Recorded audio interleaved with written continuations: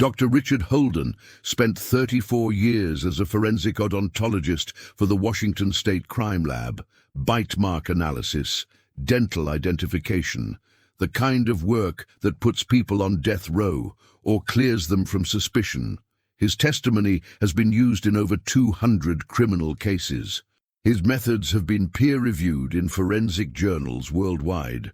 In August 2009, he was called to examine a body recovered from the North Cascades, officially classified as a bear attack. The victim was a 32-year-old hiker named Kevin Marsh, found 3 days after he was reported missing. What was left of him? Dr. Holden analyzed the bite marks, measured the spacing, calculated the jaw pressure, compared the dental patterns to every known predator in the Pacific Northwest. What he found didn't match any bear species on record.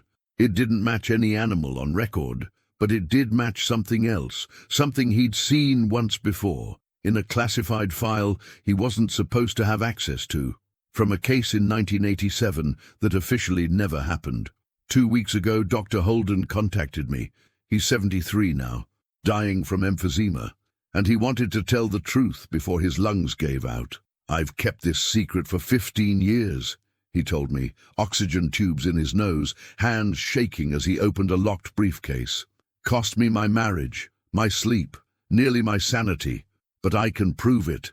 I have the casts, the measurements, the photographic evidence." He pulled out a dental cast, plaster mold of bite marks from Kevin Marsh's remains. "This isn't a bear," he said quietly. "This isn't even close to a bear. And it's not the first time I've seen this pattern. It's the third. My name is David Chen, and what you're about to hear is the forensic proof that something in our forests is killing people, and we've been covering it up as bear attacks for at least 40 years. Let's begin." Dr. Holden's story actually starts in 1987, 22 years before the Kevin Marsh case. He was 39 years old, already established as one of the top forensic odontologists on the West Coast. That's when he got a call from the King County Medical Examiner's office. They had a body, recovered from the Alpine Lakes wilderness near Snoqualmie Pass, male victim, mid-20s. Hunter who'd gone missing during elk season, found 2 weeks later by search and rescue, severely decomposed. But the trauma was obvious: massive tissue damage, bones crushed, and bite marks everywhere. The ME's preliminary report said grizzly bear, Dr. Holden told me, but that didn't make sense. We don't have grizzlies in the Cascades. They've been extinct in Washington since the 1960s. So they amended it to black bear, which is common, plausible, case closed. Except Dr. Holden had been asked to verify the bite marks for the final report. Standard procedure. Match the dental pattern to confirm species. Simple. But when he made the dental casts and began his analysis, nothing matched. "A black bear's bite pattern is very distinctive," he explained, showing me comparison photos. "They have 42 teeth, specific spacing between canines, predictable jaw width. The bite pressure for an adult black bear is around 800 psi. I've analyzed dozens of confirmed bear attacks. I know what they look like." He pulled out the 1987 case file. Photos I wish I'd never seen. Close-ups of bite marks on human tissue.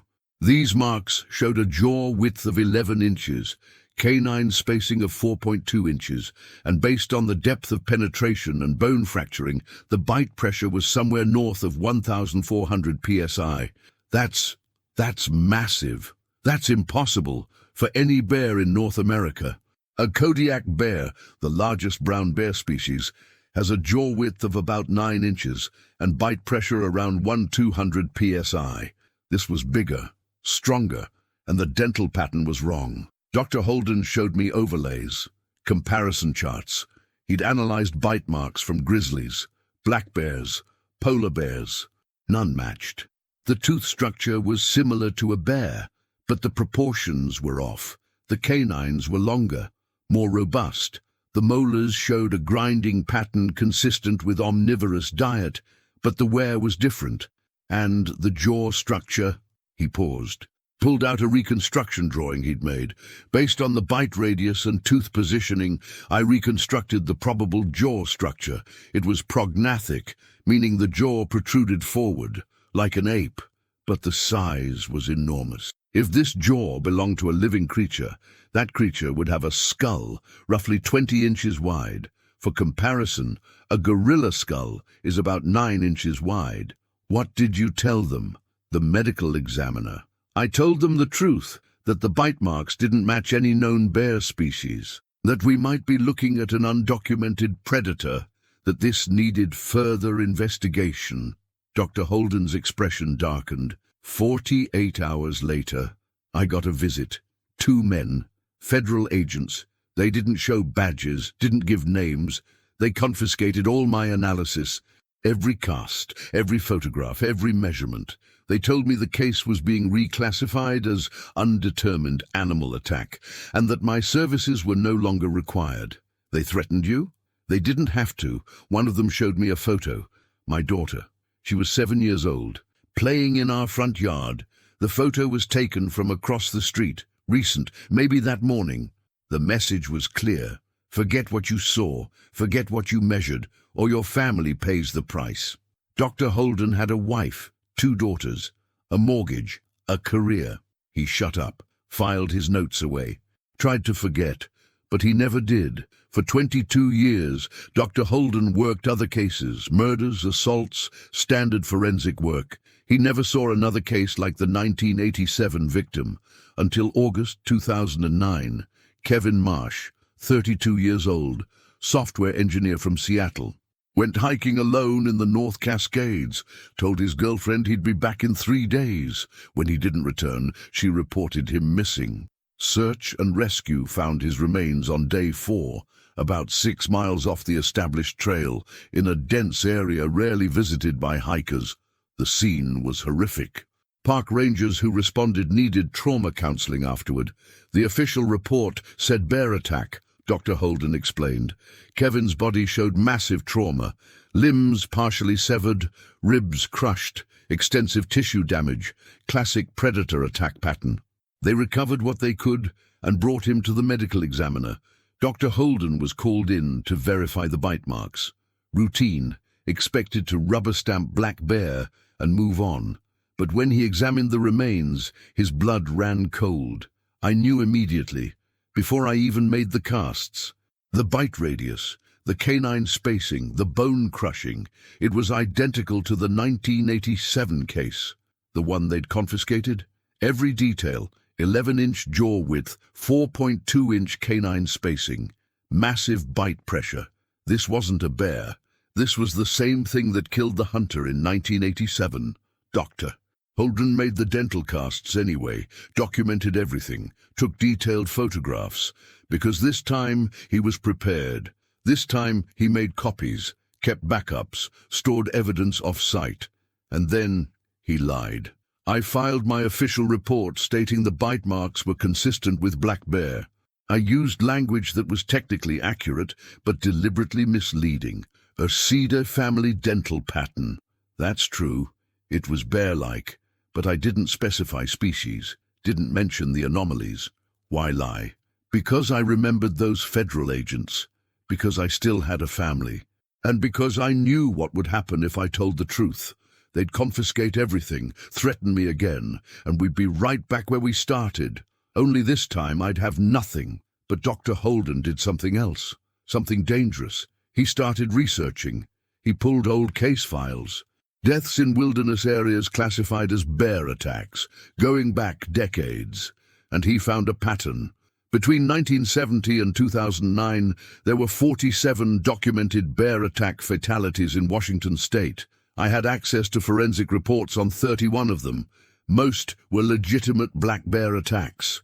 The dental patterns matched. The trauma was consistent. But 6 of them, 6 cases over 39 years, showed the same anomalies. Massive jaw width, excessive bite pressure, dental patterns that didn't quite match. 6 people killed by the same thing that got Kevin Marsh. And every single case was officially closed as bear attack. No investigation, no follow-up, just buried. Dr. Holden showed me a map. 6 locations marked in red across Washington state: 1973 near Mount Rainier, 1979 near Lake Chelan, 1987 near Snoqualmie Pass, 1995 near the Hoh Rainforest, 2003 near Glacier Peak, 2009 near North Cascades. "What are the chances," he asked quietly, "that 6 different bears over 39 years all had identical dental anomalies? All showed bite patterns that don't match any known species. You're saying it's the same creature? I'm saying it's the same species. Whether it's one individual or multiple members of a population, I don't know, but the bite patterns are too consistent, too specific. This is a distinct creature, undocumented, deadly, and killing people every few years." Dr. Holden's research deepened. He started connecting with other professionals. Quietly, carefully, a wildlife biologist who'd found strange scat in the Cascades, feces containing human tissue and clothing fragments, officially attributed to black bear scavenging, but the biologist had saved samples. DNA analysis showed contamination, mammalian DNA that didn't match any reference database. A park ranger who'd responded to a 2003 scene. He'd taken unofficial photos before the official investigation. The photos showed massive footprints near the victim, bipedal, easily 18 inches long. The ranger had reported them. They weren't included in the final report. A trauma surgeon who'd treated a survivor in 1998. A hiker attacked near Mount Baker, survived by playing dead. She described her attacker as huge, hairy, walking upright, staring at me with human eyes before it lost interest and left. Her testimony was in the hospital records, dismissed as head trauma and shock. Official cause of her injuries, bear attack. "I started seeing the pattern," Dr. Holden said. "The cover-up wasn't accidental. It was systematic. Any evidence that didn't fit the bear attack narrative was either dismissed, confiscated, or buried. Witnesses were discredited. Physical evidence disappeared. Someone was actively managing this, making sure the truth never surfaced." In 2011, Dr. Holden tried to publish his findings. He wrote a paper for the Journal of Forensic Sciences, "Anomalous Predator Bite Patterns in Pacific Northwest Wilderness Fatalities," peer-reviewed, cited, carefully worded to avoid directly claiming Bigfoot, just presenting the data, the measurements, the inconsistencies. The paper was rejected, not for methodology, not for science.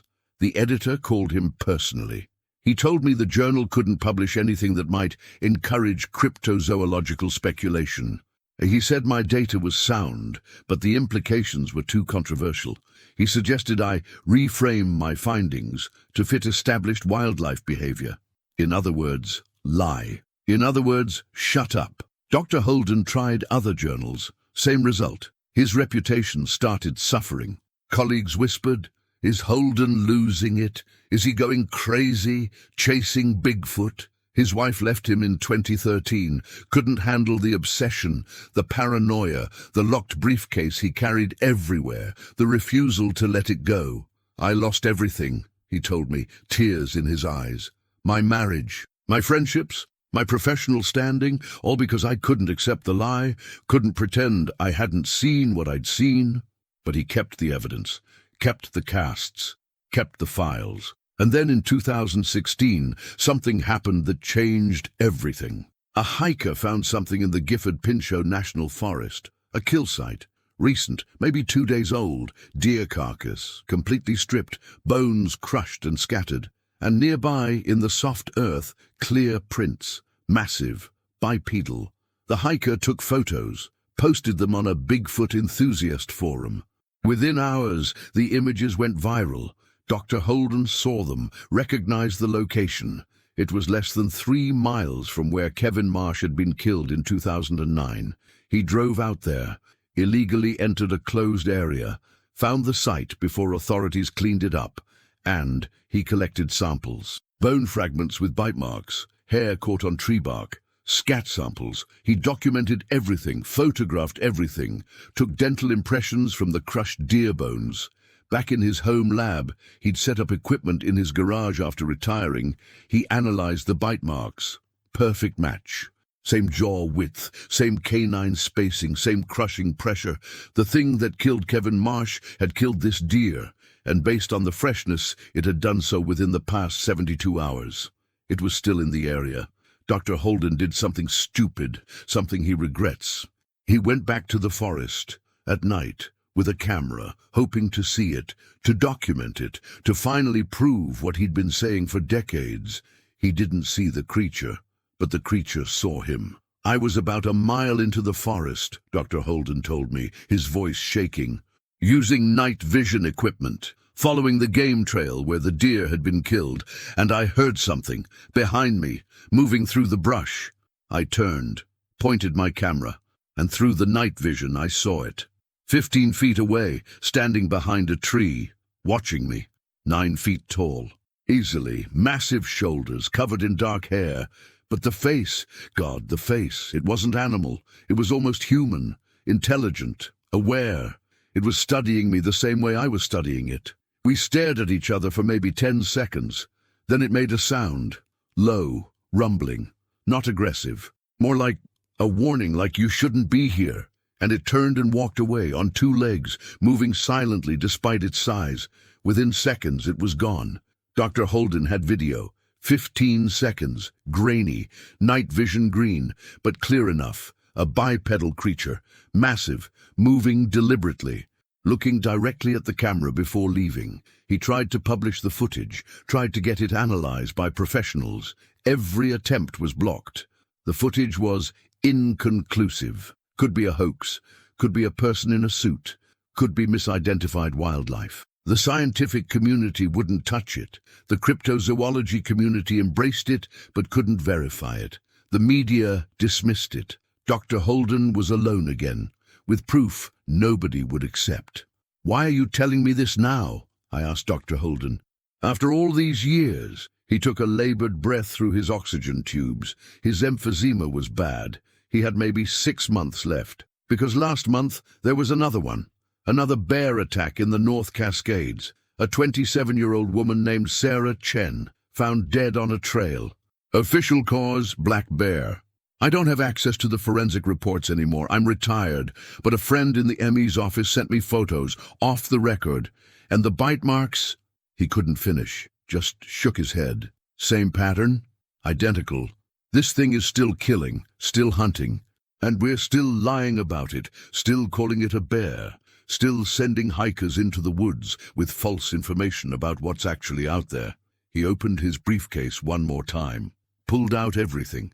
Dental casts from 3 different victims, photographs, measurements, comparison charts, DNA analysis from the 2016 samples showing unknown mammalian sequences, the night vision footage. I'm 73 years old. I'm dying. My career is over. My reputation is destroyed. I have nothing left to lose, so I'm giving you everything. Every piece of evidence I've collected over 34 years, and I'm asking you to do what I couldn't do. Tell the truth, even if nobody believes it.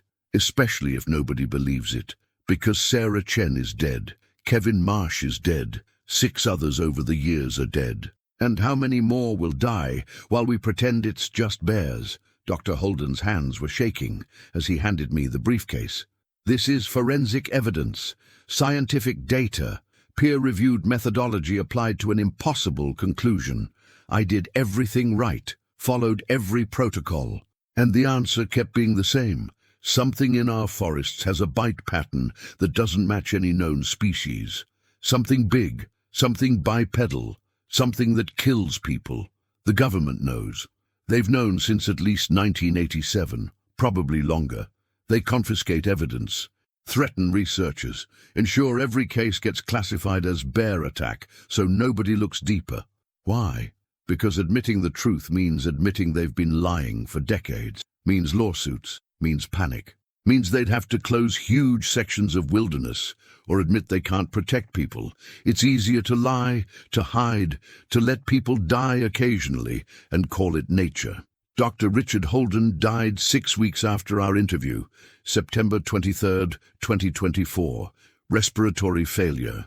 His obituary in the Seattle Times mentioned his distinguished 34-year career in forensic science, his contributions to criminal justice, his dedication to the truth. It didn't mention what he spent the last 15 years of his life trying to prove. Before he died, he gave me permission to share everything. The dental casts, the photographs, the measurements, the video footage. I've spent the last month trying to get this information verified. I contacted forensic experts. They confirmed Dr. Holden's methodology was sound, but they won't comment on his conclusions. Career suicide, one told me off the record. I contacted the Washington State Crime Lab. They have no record of Dr. Holden's 1987 analysis. Records from that period were lost in a filing system migration, they said.